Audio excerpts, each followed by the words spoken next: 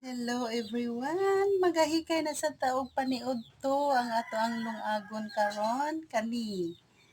Daghan kaayong hinog ato ang saging, ato ana ni siyang lungagon na lang ni nato.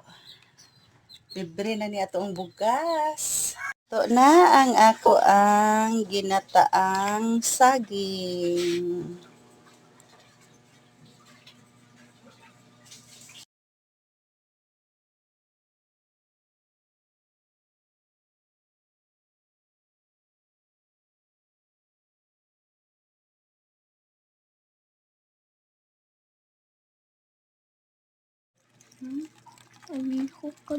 Unya, kay diha may nanoroy diri og kaning crabs. Fresh pa jud ni siya kaayo mao ni ato. Pwede na ni siya ipares nato sa ato ang ginataang banana. Kay naman tay saging pod nga ang abot sa atong kaumahan. Og moras at ni, thank you for watching.